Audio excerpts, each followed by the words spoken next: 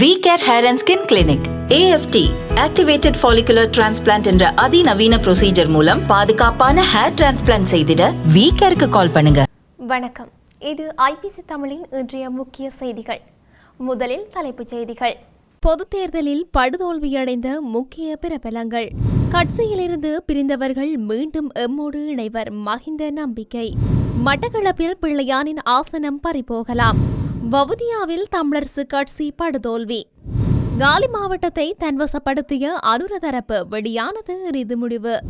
நுவரெலியாவில் வெற்றியீட்டிய திசை காட்டி வெளியான இறுதி முடிவுகள். வடக்கு கிழக்கில் தமிழ் தேசிய கூட்டமைப்பை பின்தள்ளிய தேசிய மக்கள் சக்தி. மிகப்பெரிய வாக்கு வித்தியாசத்தில் முன்னிலை வகிக்கும் தேசிய மக்கள் சக்தி. தொடர்பான விரிவான செய்திகள். 2024ஆம் ஆண்டிற்கான பொதுத் தேர்தல் முடிவுகள் தற்போது வெளியாகி வருகின்றன. அனைத்து கட்சிகளையும் பின்தள்ளி தேசிய மக்கள் சக்தி கட்சி முன்னிலை வகிக்கின்றது. இதேவேளை இதுவரை வெளியான பெறுபேறுகளுக்கு அமைய கடந்த நாடாளுமன்ற பிரதிநிதித்துவப்படுத்திய பல உறுப்பினர்கள் தோற்கடிக்கப்பட்டுள்ளனர். முன்னாள் அமைச்சர்களான காஞ்சன விஜயசேகர, மஹிந்த அமரவீர, மனுஷ நாணயக்கார, ரமேஷ் பத்திரன, சசீந்திர ராஜபக்ச உட்பட பலர் தோல்வியடைந்துள்ளனர். இதேவேளை கடந்த அரசாங்கத்தில் ராஜாங்க அமைச்சு பதவிகளை வகித்த வடிவேல் சுரேஷ் மற்றும் அரவிந்தகுமார் பதுளை மாவட்டத்தில் படுதோல்வி அடைந்துள்ளார். அதேவேளை முன்னாள் ராஜாங்க அமைச்சர்களான பிரமித பண்டார தென்னகோன் மற்றும் ரோஹின் திசாநாயக்க மாத்தளை மாவட்டத்தில் படுதோல்வி அடைந்துள்ளனர். இந்த தேர்தலில் முன்னாள் ஜனாதிபதிகள் உட்பட பல சிரேஷ்ட அரசியல்வாதிகள் போட்டியிடுவதை தவிர்த்தமை குறிப்பிடத்தக்கது. எதிர்வரும் 21ஆம் தேதி புதிய நாடாளுமன்றம் கூடவுள்ளதாக ஜனாதிபதி அனுரகுமார திசாநாயக்க வர்த்தமானி மூலம் அறிவித்துள்ளார். இந்த நிலையில் பல முகங்களுடன் புதிய நாடாளுமன்ற அமர்வு நடைபெறவுள்ளமையும் குறிப்பிடத்தக்கது. நாடாளுமன்ற தேர்தலில் பொதுஜன பெரமுன கட்சிக்கு சிறந்த பெறுபேறுகள் கிடைக்கும் என்று முன்னாள் ஜனாதிபதி மஹிந்த ராஜபக்ச நம்பிக்கை வெளியிட்டுள்ளார். குறித்த விடயத்தை நடந்து முடிந்த நாடாளுமன்ற தேர்தலில் வாக்களித்ததன் பின்னர் ஊடகங்களுக்கு கருத்து தெரிவிக்கும் போதே அவர் குறிப்பிட்டுள்ளார். அத்தோடு தமது தரப்பினர் சிறந்த பெறுபேறுகளை பெற்றுக் கொள்வார்கள் என்றும் அவர் சுட்டிக்காட்டியுள்ளார். அத்தோடு ஸ்ரீலங்கா பொதுஜன பெரமுன கட்சியிலிருந்து பிரிந்து சென்றவர்கள் அனைவரும் மீண்டும் எம்மோடு இணைந்து கொள்ளக்கூடிய வாய்ப்புகள் இருப்பதாகவும் முன்னாள் ஜனாதிபதி மஹிந்த கூறினார். மேலும் தற்போதுள்ள அரசாங்கம் சகல பக்கங்களிலும் சவால்களை எதிர்கொண்டுள்ளது என்றும் நாட்டை கட்டியெழுப்புவதற்கு அரசாங்கம் கடும் நெருக்கடிகளை எதிர்கொள்ள வேண்டி ஏற்படும் என அவர் தெரிவித்துள்ளமை குறிப்பிடத்தக்கது. நடைபெற்று முடிந்த நாடாளுமன்ற தேர்தலில் மட்டக்களப்பு மாவட்டத்தில் தமிழ் மக்கள் விடுதலை புலிகள் என்ற கட்சியின் தலைவர் பிள்ளையான் வெற்றி பெறுவதற்கு கடுமையான சவாலை எதிர்கொண்டு வருவதாக தெரிய வருகின்றது. மட்டக்களப்பு வாக்கெண்ணும் நிலையங்களின் தகவல்களின்படி தமிழரசு கட்சி அதிக வாக்குகளை பெற்று முன்னணி வகித்து வருவதாகவும் 3 ஆசனங்களை பெறுவதற்கான சாத்தியம் இருப்பதாகவும் கூறப்படுகின்றன. அதேவேளை ஆசனத்தை பெறுவதற்கான வாக்குகளை பெறுவதில் பிள்ளையான் பின்னணியில் நிற்பதாக உத்தியோக பெற்ற தகவல்கள் தெரிவிக்கின்றன. யோசப் பராசிங்கம் படுகொலை, ஈஸ்டர் குண்டு தாக்குதல் உட்பட பல்வேறு குற்றச்சாட்டுகள் காரணமாக பிள்ளையான் கைது செய்யப்படலாம் என்று செய்திகள் வெளிவந்துள்ள நிலையில் இந்த தேர்தலை பிள்ளையான் கொண்டது குறிப்பிடத்தக்கது.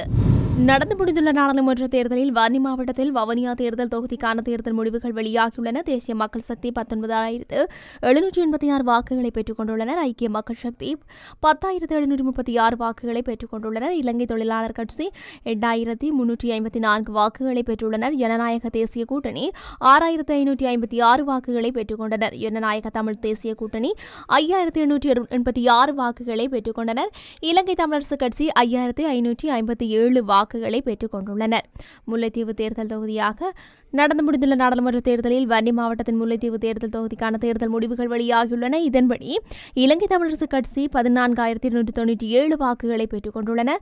தேசிய மக்கள் சக்தி கட்சியினர் 7,789 வாக்குகளை பெற்றுக் கொண்டுள்ளனர். ஜனநாயக தமிழ் தேசிய கூட்டணி 5,133 வாக்குகளை பெற்றுக் கொண்டுள்ளனர். ஐக்கிய மக்கள் சக்தி கட்சியினர் 4,664 வாக்குகளை பெற்றுக் கொண்டுள்ளனர்.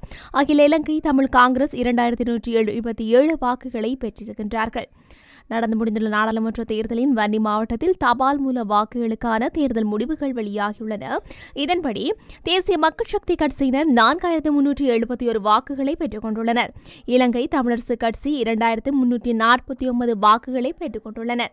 ஐக்கிய மக்கள் சக்தி கட்சியினர் 1,825 வாக்குகளை பெற்றுக் கொண்டுள்ளனர். ஜனநாயக தமிழ் தேசிய கூட்டணி 1,399 வாக்குகளை பெற்றுக் கொண்டுள்ளனர். காலி மாவட்டத்திற்கான மொத்த தேர்தல் முடிவுகள் வெளியாகியுள்ளன. இதன்படி தேசிய மக்கள் சக்தி கட்சியினர் 4,06,428 வாக்குகளை பெற்றுக் கொண்டுள்ளனர். அம்மாவட்டத்தில் மொத்தம் 7 ஆசனங்களை தேசிய மக்கள் சக்தி வெற்றி கொண்டுள்ளது. மேலும் ஐக்கிய மக்கள் சக்தி கட்சியினர் 93,486 வாக்குகளை காலி மாவட்டத்தில் பெற்றுக் கொண்டுள்ளதுடன் ஒரு ஆசனத்தினை வெற்றி கொண்டுள்ளனர். இதேவேளை ஸ்ரீலங்கா பொதுஜன பெரமுன கட்சியினர் 31,201 வாக்குகளை காலி மாவட்டத்தில் பெற்றுக் கொண்டுள்ளதுடன் ஒரு ஆசனத்தினை வெற்றி கொண்டுள்ளார். அத்துடன் முன்னாள் ஜனாதிபதி ரணில் விக்ரமசிங்க தலைமையிலான புதிய ஜனநாயக முன்னணி கட்சி 30,453 வாக்குகளை பெற்றுக் கொண்டுள்ளதுடன் எவ்வித ஆசனங்களையும் வெற்றி கொள்ளவில்லை. இதேவேளை கடந்த 2020ஆம் ஆண்டு நடைபெற்ற நாடாளுமன்ற தேர்தலின் போது காலி மாவட்டத்தில் அதிகூடிய வாக்குகள் மற்றும் ஆசனங்களை ஸ்ரீலங்கா பொதுஜன பெரமுன கட்சி பெற்றுக் கொண்டிருந்தது. இதன்படி ஸ்ரீலங்கா பொதுஜன பெரமுன கட்சி 4,30,334 வாக்குகளையும் 7 ஆசனங்களையும் காலி மாவட்டத்தில் வெற்றி கொண்டது. ஐக்கிய மக்கள் சக்தி கட்சியினர் காலி மாவட்டத்தில் 1,15,456 வாக்குகளை பெற்றுக் கொண்டதுடன் 2 ஆசனங்களை வெற்றி பெற்றுக் கொண்டுள்ளனர். தேசிய மக்கள் சக்தி கட்சியினர் காலி மாவட்டத்தில் 29,963 வாக்குகளை பெற்றுக் கொண்டதுடன் ஆசனங்கள் இதனையும் பெற்றுக் கொள்ளவில்லை. ஐக்கிய தேசிய கட்சி காலி மாவட்டத்தில் 18,968 வாக்குகளை பெற்றுக் கொண்டதுடன் எவ்வித ஆசனங்களையும் பெற்றுக் கொள்ளவில்லை. காலி மாவட்டத்தின் கரந்தனிய தேர்தல் தொகுதிக்கான நாடாளுமன்ற தேர்தல் முடிவுகளும் வெளியாகியிருக்கின்றன. இதன்படி தேசிய மக்கள் சக்தி கட்சி 35,787 வாக்குகளை பெற்றுள்ளது. ஐக்கிய மக்கள் சக்தி கட்சி 6,649 வாக்குகளை பெற்றுள்ளது. ஸ்ரீலங்கா பொதுஜன பெரமுன 2,258 வாக்குகளை பெற்றுள்ளது. புதிய ஜனநாயக முன்னணி கட்சி 2,125 வாக்குகளை பெற்றுள்ளது. நுவரெலியா இறுதி முடிவுகள் நடந்து முடிந்துள்ள நாடாளுமன்ற தேர்தலில் நுவரெலியா மாவட்டத்திற்கான உத்தியோகபூர்வ இறுதி முடிவுகள் வெளியாகியுள்ளன. இதன்படி தேசிய மக்கள் சக்தி கட்சி 1,61,167 வாக்குகளை பெற்றுள்ளது. ஐக்கிய தேசிய கட்சி 64,672 வாக்குகளை பெற்றுள்ளது. ஐக்கிய மக்கள் குரல் 18,606 வாக்குகளை பெற்றுள்ளது.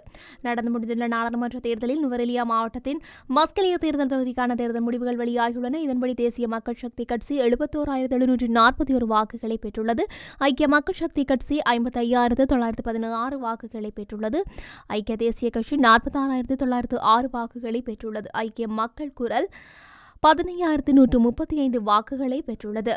நடந்து முடிந்துள்ள நாடாளுமன்ற தேர்தலில் நுவரெலியா மாவட்டத்தின் வலப்பனை தேர்தல் தொகுதிக்கான தேர்தல் முடிவுகள் வெளியாகியுள்ளன. இதன்படி தேசிய மக்கள் சக்தி கட்சி 24,459 வாக்குகளை பெற்றுள்ளது.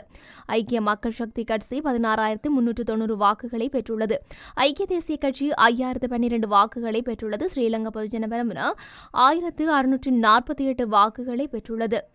அதன்படி நடந்து முடிந்துள்ள நாடாளுமன்ற தேர்தலில் நுவரெலியா மாவட்டத்தின் கோத்மலா தேர்தல் தொகுதிக்கான தேர்தல் முடிவுகள் வெளியாகியுள்ளன. இதன்படி தேசிய மக்கள் சக்தி 24,223 வாக்குகளை பெற்றுள்ளது.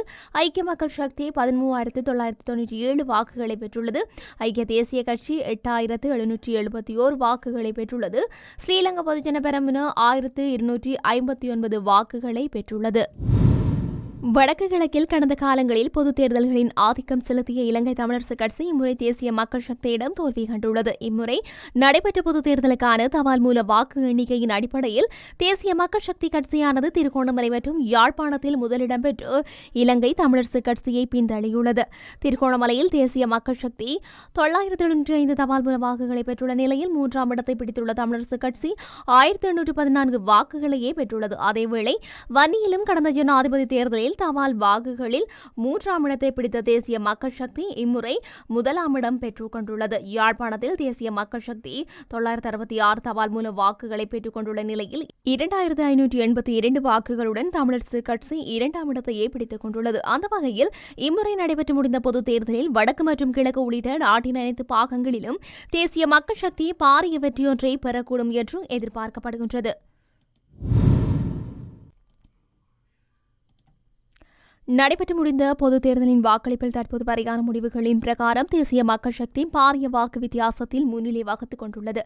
இதுவரை வெளியான களுத்துறை, காலி, ரத்தினபுரி மற்றும் ஹம்பாந்தோட்டை மாவட்டங்களின் தபால் மூல வாக்குகளின் அடிப்படையில் தற்போதைக்கு தேசிய மக்கள் சக்தி 76% வாக்குகளையே பெற்றுள்ளது. ஐக்கிய மக்கள் சக்தி வெறும் 11% தபால் வாக்குகளையே குறித்த 3 மாவட்டங்களிலும் பெற்றுக் கொண்டுள்ளது. முன்னாள் ஜனாதிபதி ரணில் ஆதரவு அணியான புதிய ஜனநாயக முன்னணி 5.3% வாக்குகளை மட்டும் பெற்று 3வது இடத்துக்கு தள்ளப்பட்டுள்ளது.